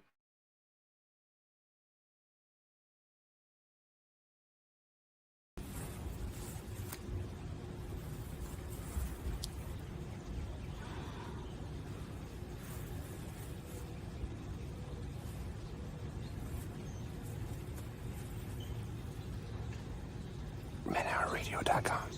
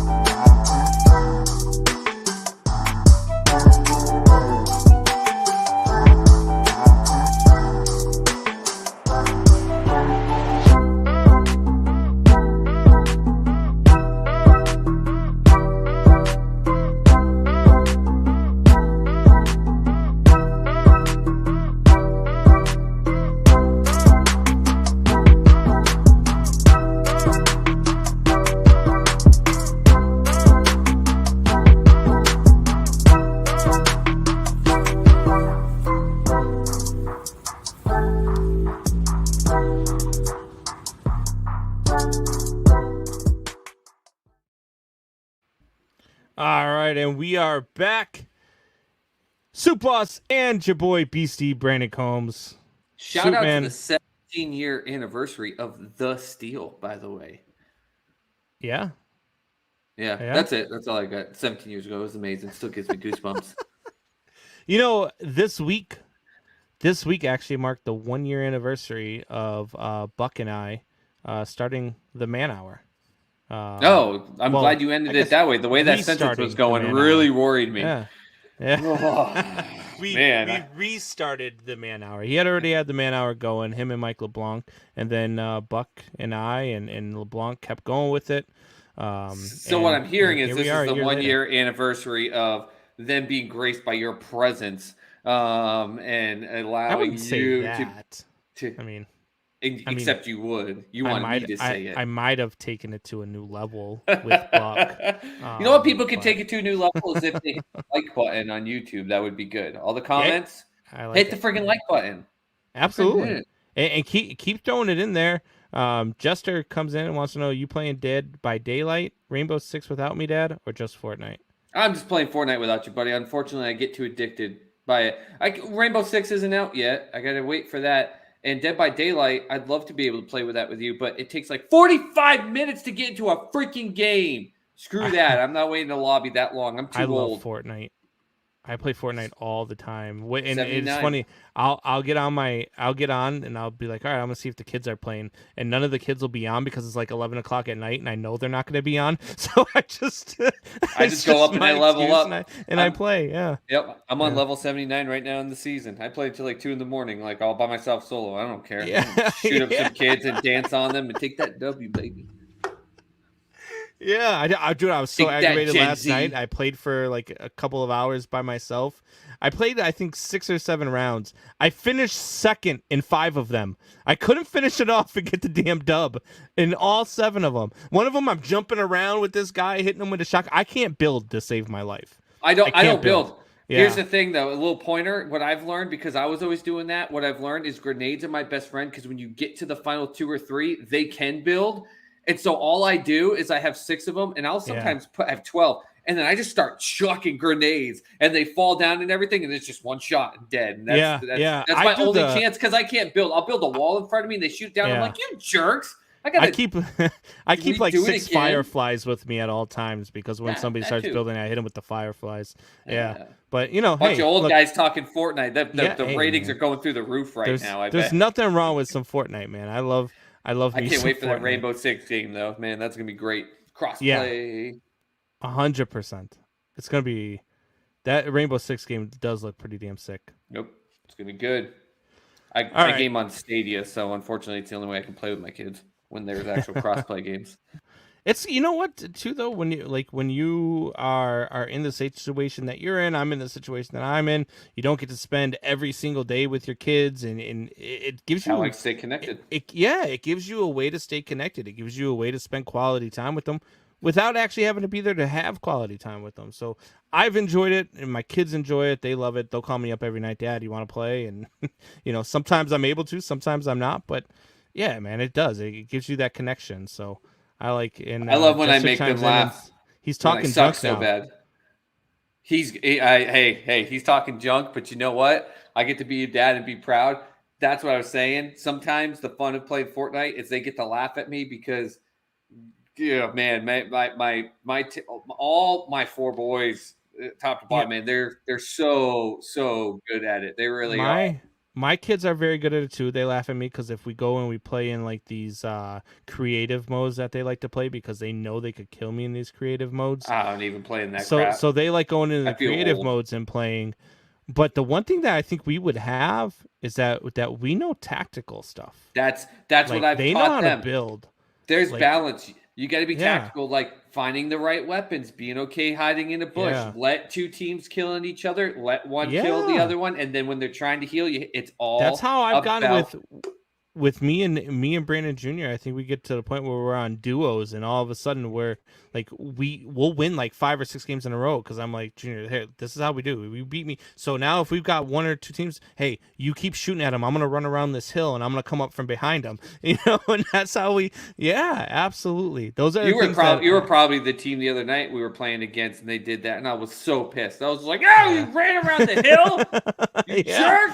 Yeah, and you don't just run around the hill because I can see your little footsteps come up on the screen. So you got to sneak around the hill, and you got to. That's where I got better, by the way. I didn't know that I was part of it, and Calvin showed me. He's like, "Dad, you need to put this on." And I was like, "Whoa, this is great!" Because I'll hide in houses and squat. These idiots are running up the stairs like, "Oh, no one's in here!" Boom, shoot in the face, you're dead. Exactly. Yeah, 1 pump with the shotgun. All right, pump shotgun, baby. We'll get off of the Fortnite for now, but we'll talk. We'll it's talk an later e-sport. After the show. It's an e-sport. Yeah, okay? Absolutely. Absolutely. It's an e-sport. My 8-year-old actually plays in the league. So, well, actually, he's 9 now. My 9-year-old plays in the league. Oh, good job, Dad. So, yeah, he's pretty damn good, too. I'll give it to him.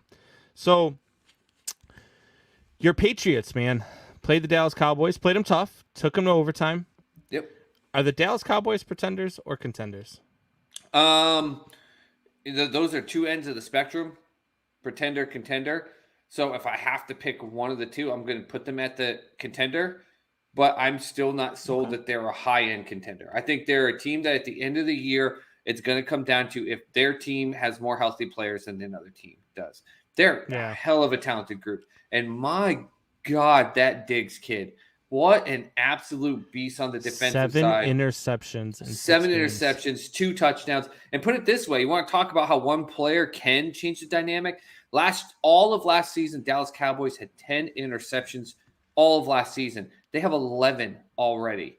I mean, because mainly of him. Like, it changes the dynamic of a team if you have someone that can go in and do that. But give my boy Mac Jones some credit. Very next play comes out there, throws a 75-yard touchdown, and a guy that did a double move on him kind of went right back at him. But they're contenders.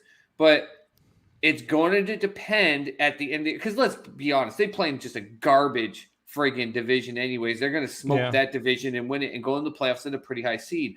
When they play, are the Packers at full strength? Are the Cardinals at full strength? Are the Rams at full strength? Because now you've got a completely different game altogether. And are the Cowboys at full strength?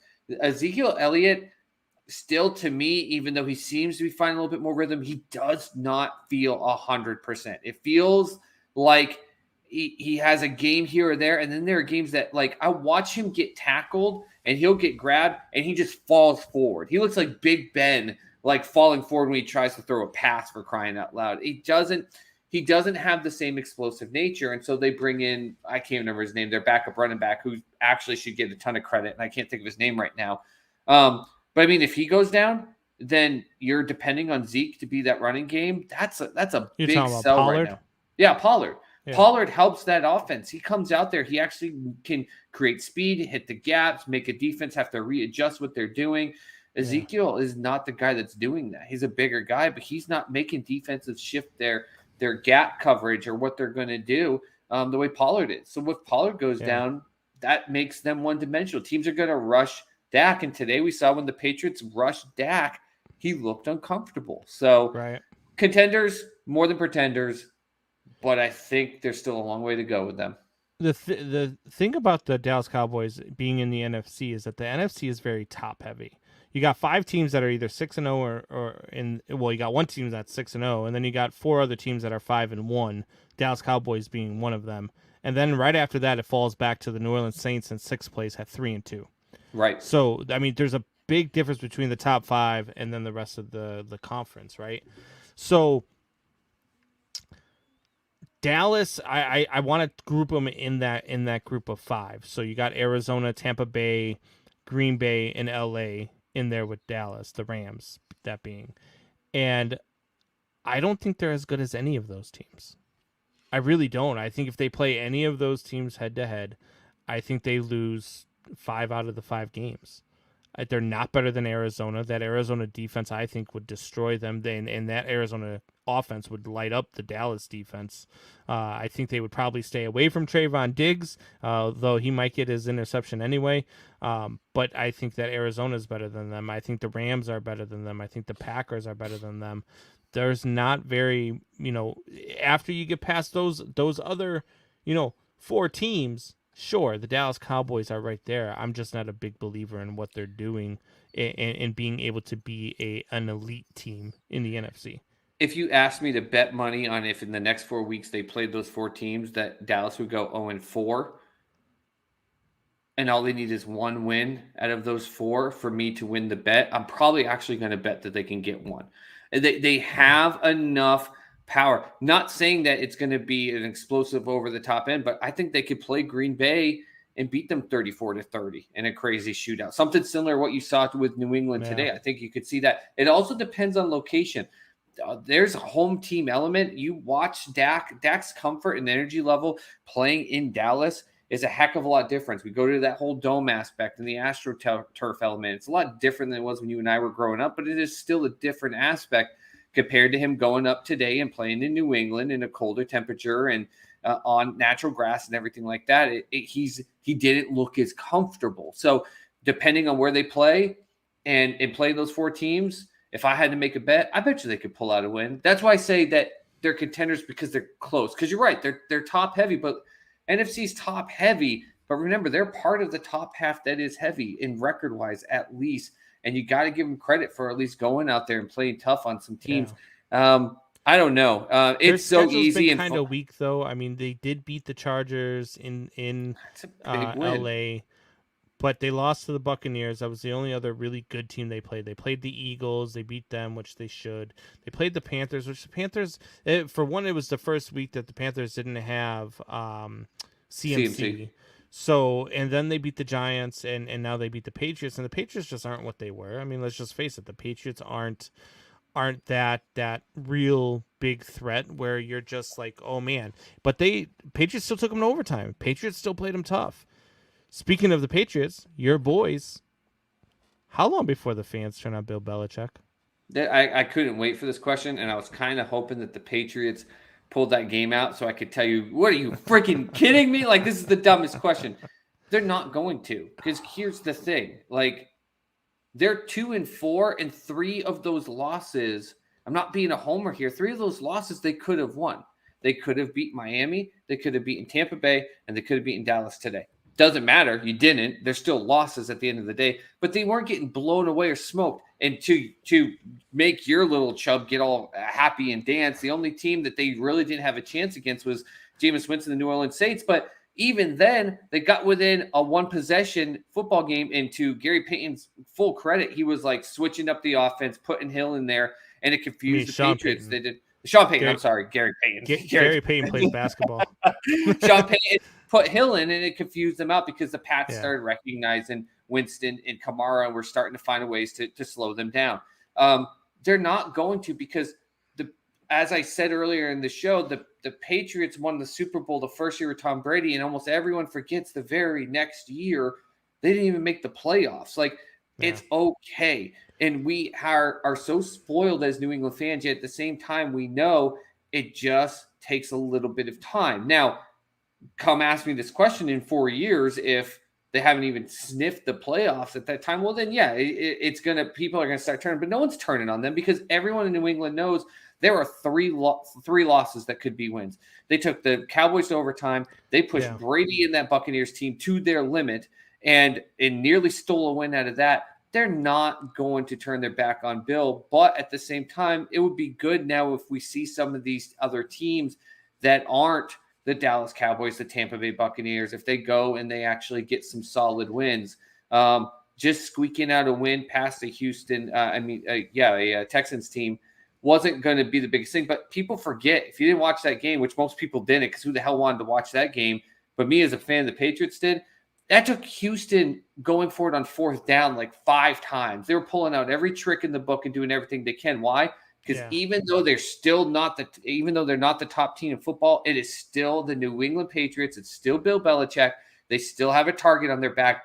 People want to win. The Dallas Cowboys went in there today wanting to beat the New England Patriots, not wanting to beat a 2-3 team. That's the difference. Yeah. So I don't see them turning on Bill anytime. It's in Bill we trust, and we see what we saw out of Brady in his first 2 seasons. We see at least the system of that happening in Mac Jones. We see him getting better. He's 5th best in the league in completion percentage. We just need to see one of these tight games going the Patriots' way. We're almost the next Detroit Lions. The close games just don't work. Jester says, "Hey, Dad, Calvin's been in the chat. He can't talk, but he wants you to know." All right, Goose. Give Calvin a shout out. Goose. I call him Goose. It's not Goose. All Goose. Right. Goose Moose. That's what he is on my phone. What's up, big guy? That's speaking of which, that's who I played Fortnite with the most. Me and Goose. That's how we decompress. It's a good time. We'll play some big duos. We actually get on each other a little bit. So you got a 40-year-old man and a 10-year-old kid yelling at each other, and then the next game we go out and we destroy them and we lock them out for 15 kills in the win. So it's my boy. All right. So look, I heard you say that they're not going to turn on Bill Belichick, that they've been in these games even though they've lost right now. and they've got chances and all this stuff. But I'm a big advocate of fans are stupid. Fans are prisoners of the moment.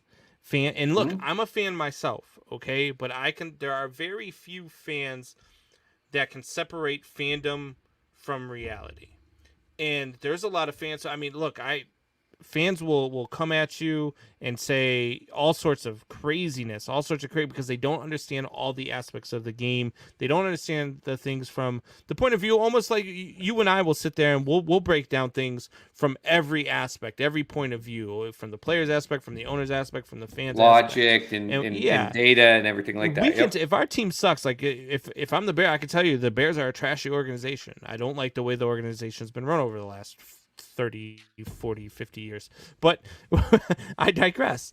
The fans are going to turn on Bill Belichick. They did it when Tom Brady was there. When they were 2-0 a few years back, I listened to Boston Sports Radio living in New England, and I hear the fans calling, "Oh, we should have let Tom go. We should have kept that was right after they let Jimmy G go. We should have kept Jimmy G. We should have just let Bill and Tom go to San Francisco and kept Jimmy G. We're 2-2. Everybody's they're done. Everybody's catching up to them." And then they went on to go 12-4 and win the Super Bowl. Your first problem is fans are stupid, but your first problem is that you're putting in people that call into radio stations like WEEI who live in their mother's basements, and that's all they do in their life is they call into WEEI and Sports Hub 98.5 and all these other places around America. They make their points because they sit there. But they're the friggin' fools that sit there and will argue with their buddies about the same crap. I went to New Hampshire for my grandmother's funeral, and the very first night I sat here and listened to a guy. I love him, Bobby. I love you, buddy. But I don't give two flying craps what the Eagles fans did yelling at Michael Irvin back in the 1990s. Who gives a crap? Those are the fans that call into these radio shows. They hold on to stuff. That's a small percentage. Fans are dumb. Yeah. You're right. But the larger percentage of the fans, even if they're dumb in some sense, aren't those fans calling into those shows. You want to know why I think that they're not going to turn on Bill? Again, ask me in 4 years if they don't make the playoffs. But they were last year when I watched New England Patriots fans pretty much reserve like this is a lost season, and that's okay because we don't have Tom Brady. Cam Newton doesn't get it. We lost half our defense to COVID. But that's okay. We just wanted to see something happen. And when they drafted Mac Jones in the first round, and they took him and named him the starter, and they're going to go with it, and they see flashes of it. That's why, because there's hope. There's hope that what we saw 20 years ago with Tom Brady, you might be able to replicate it. Okay, Bill, here's your system. Here's how you do it. Now you can replicate it. I think that's why there was anger before, is because they saw it with Jimmy before Jimmy was just a walking cast. Is that unfair to Mac Jones, though? I would say it's unfair to most players, but there are certain players that thrive on it. And the reason that Mac Jones was liked by a lot of people and they thought they were steal, just like Justin Fields, if he had dropped to the Patriots, and why I think that he's going to succeed once some crap gets switched around in Chicago, is Fields and Mac Jones were the two quarterbacks that had the mentality more than Zach Wilson, more than Trey Lance. Like, they have the mentality of, I'm good. Bring it at me. I'm going to be good. Mac Jones was studying. He was asking Gilmore and Hightower questions about the defensive playbook, and they were like, "How do you know about that?" He goes, "Because I'm studying it, because that's what I'm supposed to do." When you find players like that, when they're being told like, "Hey, you're going to be the next Tom Brady," at the end of the day, let's say he goes out and he does win the Super Bowl. You know what he's going to say? "No, I'm the next Mac Jones." And that's his mentality. Same thing with Fields. I love both those quarterbacks for that reason. So is it fair to him? Probably not. Do I think Mac Jones gives two flying craps? No. I like it. I mean, I'm one of those guys. Look, I know that things are broken right here in Chicago, but I watched Justin Fields play, and even though we lost today, I love that kid. I watched Justin Fields play, and I watched the spots where he's putting the ball. Like he threw a pass today to Allen Robinson that was just on a dime. What the hell is going on with Allen Robinson, by the way? Well, look, Allen Robinson to me is kind of an overrated wide receiver. He's got good hands, but you cannot throw him a jump ball because he will not win a jump ball. Yeah, I don't care how much bigger he is than the cornerback. He just does not win jump balls, and that's the problem. He reminds me a lot of, remember Alshon Jeffrey? Yeah. He reminds me a lot of Alshon Jeffrey. A whole lot of promise, whole lot of potential, good hands, just can't win the ball in traffic. And right now, if you're a Chicago Bears wide receiver, you have to be able to go over the middle. You have to be able to win balls that are being defended, because you're not going to get open because your quarterback doesn't have enough time to wait for you to get open. So as Jester chimes in, Jester says, where did it go? I just saw it. I just realized I have more TikTok followers than man-hour subscribers. Oh, well, man. Jester. Oh, he changed his picture to his TikTok. What you need to do, Jester, and hear me out, and your dad will agree with this, is you need to clip some of this show. Take your favorite parts from the show, even when you're putting your comments on there, and throw them on your TikTok. And then when you throw them on your TikTok, you make sure that you go ahead and you put the link for the show in there, and encourage your followers to go ahead and like Man Hour. And then when that starts happening, we can get a whole thing going. Look, Jester, I'm telling you, your dad's going to be on the show a lot more often.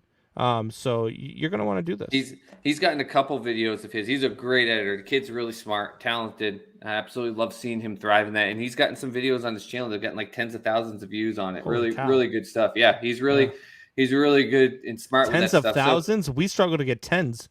Yeah, tens of thousands.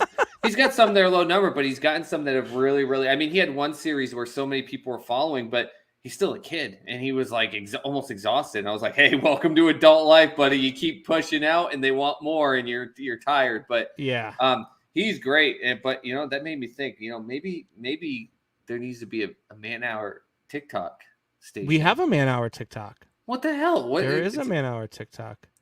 You're behind the curve here. How many people follow this thing? Like 3. So but there is a man-hour TikTok. Am I behind the curve?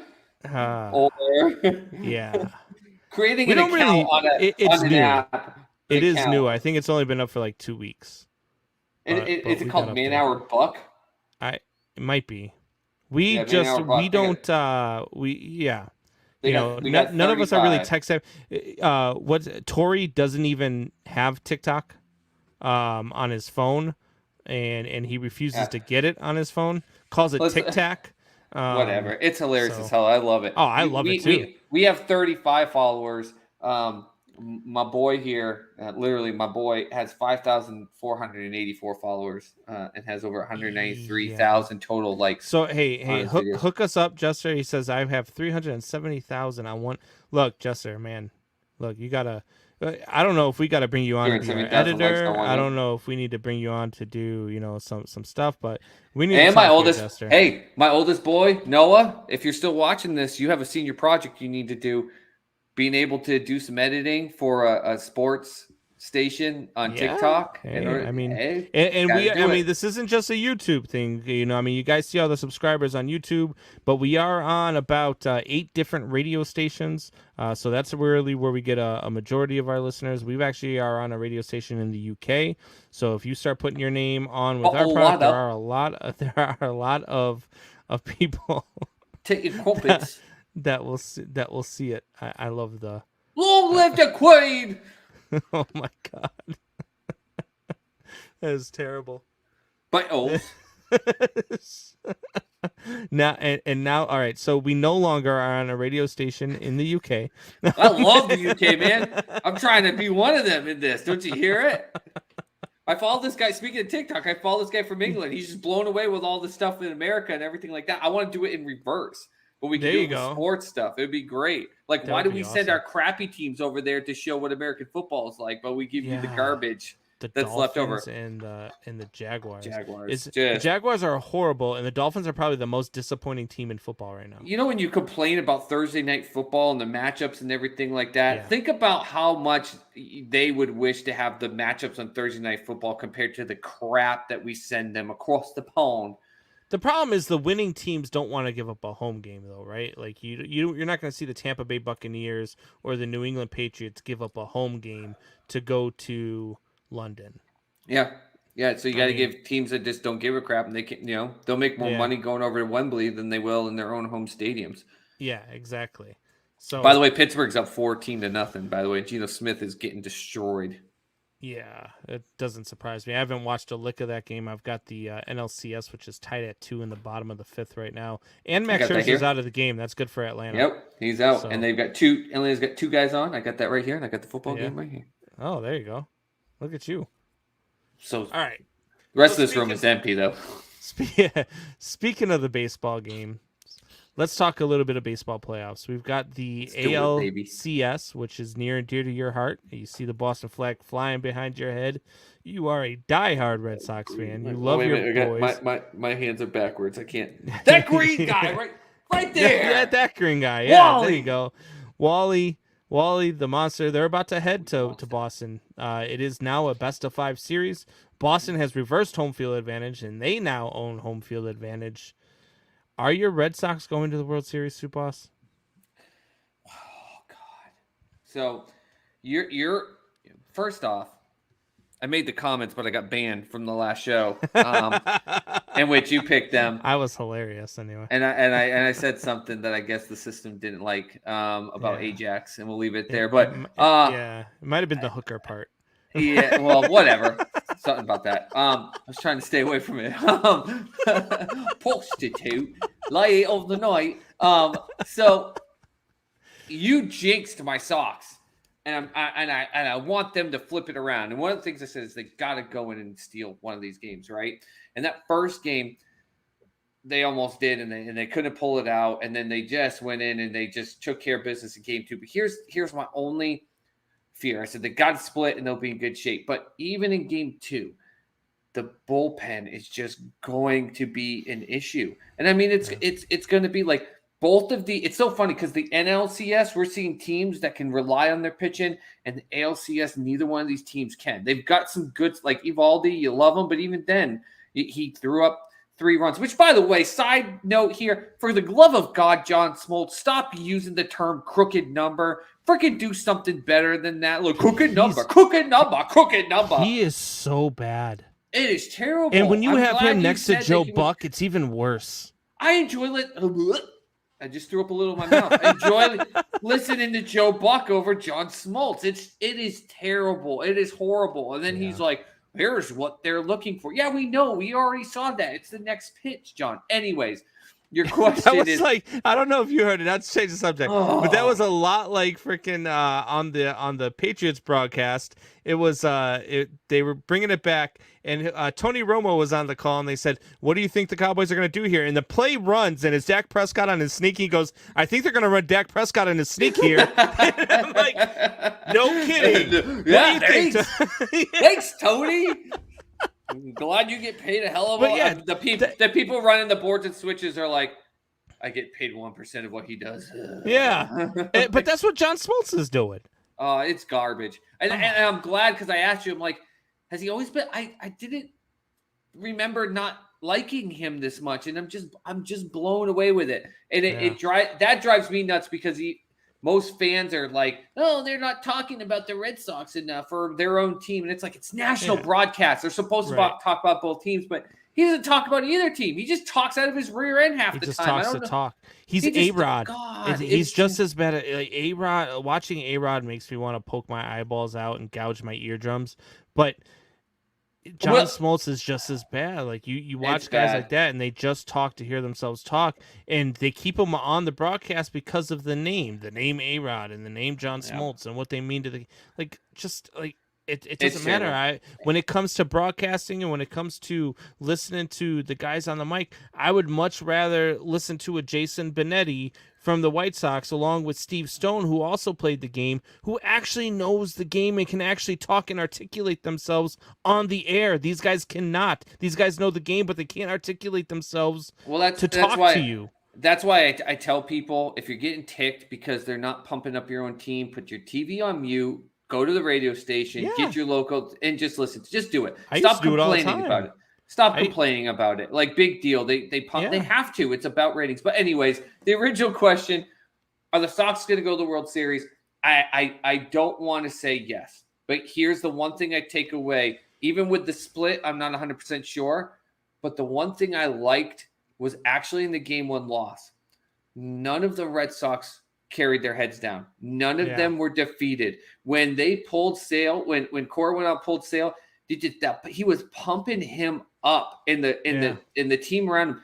They didn't let that heartbreak of a game defeat them, and they proved it in the next game. So if there's one thing I'll give my Sox the edge is that they're peaking with their attitude at the right time.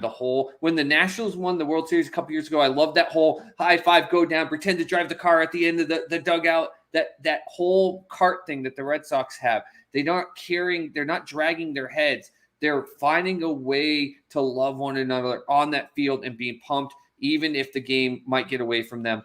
So I'm not saying they're going to the World Series, but I love what they're doing. I love how they're gelling. They're doing it at the right time. Astros are just not pushovers. I'm sorry. Prior to the playoffs starting, as much as I wanted to throw up in my mouth, I picked the Houston Astros to go to the World Series, and I'm staying on it. I like the Red Sox. I like what they're doing, and do I hope I'm wrong. Good. Jinx them. Do I hope I'm wrong.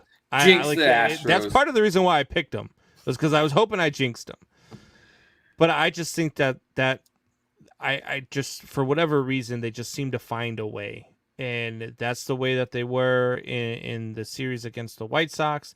That's the way they were in Game 1 of the series against the Red Sox. The way they don't strike out, man, they make a lot of contact. I mean, it's a lot. It's also easier to not strike out when you know what pitch is coming. So I guess there's that. But I mean, they don't strike out a lot. They make a lot of contact, and they are just that team that is just scrappy and never seems to go away.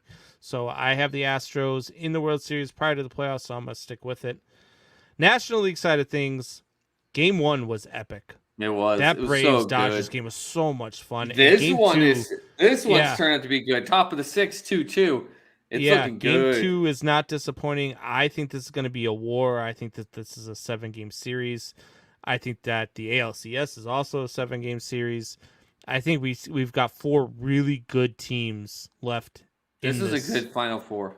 Yeah, it really was. It's not the Final Four that I wanted, but it's too bad, by the way, that we didn't see a team like either the Brewers or the Rays get in, who do so much right to be able to get to where they got to, and then they fell to just better gel teams at the right time. But at the same time, in terms of the game of baseball and what baseball needs, whether it's loving the teams or hating the teams, these 4 teams are what, outside of maybe the Yankees, these are the 4 teams that baseball needed in the Final Four.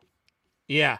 And look, I know I'm about to head to Milwaukee for work for the next 3 days, and I know all of them were, hoping to see the Brewers.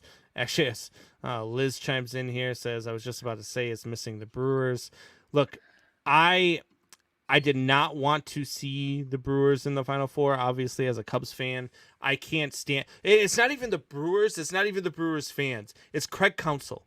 Craig Counsell's face makes me want to kick puppies. Like, I can't stand Craig Counsell. Watching him walk back and forth in the dugout, like, I seriously just want to punch him in the throat every time they show his stupid face on camera.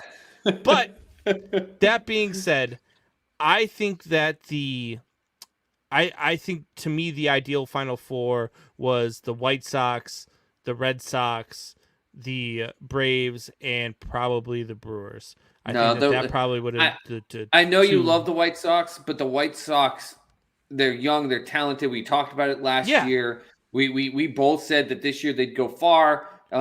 You were hoping they got a little bit ahead Red of Sox, the game White last Sox year. would have been fun to watch, though. It would have been fun to watch, but you can't even Combs. You can't even talk about the Astros without making some comment about the camera or a buzzer or something. They are loved. Not only do people hate them, but they love to be hated. That's why I said unless they meet the Sox in the ALCS, which when I said that earlier in the season, even when the Sox win the AL East, I was like, I don't see it. I said I'd be rooting for the Astros. Why? Because some people just like to watch the world burn. And so you've got people hating them. You got people saying, I want sheer chaos. That's put the what Astros I want. through. And so you've got a great fan base in Boston. It could have been either the Red Sox or the Yankees versus the Astros. And then the Dodgers are the same way. The Dodgers are that big NL team, but people also like to hate them. FTD is a big thing that goes on Sports Soup all the time. FTD. And then the Braves are just a fantastic fan base. The only fan base that may have shown up more than the Braves fan base that snuck in, I'm going to say it, is the St. Louis Cardinals. They're the only fan base I think that could have even shown up even better with it. But, God, this is 4 fantastic friggin' last teams. It is. It is. It's going to be fun to watch. It really is. I picked Braves Astros before the playoffs started. I'm sticking with it. I think the Braves can pull this out. I know the Dodgers are very good. I know they're about to have 3 games in LA. You didn't pick Braves Astros. Bull crap. I swear to God I did. You picked Braves Angels. No. Before the season started, I picked Braves Angels. Before the playoffs started, okay. I picked Braves. I was gonna say no. I was like, no. I'm not letting you off this Angels thing. No. And by the way, thanks for using my pick of the Braves last year and saying they would go to the World Series then this year.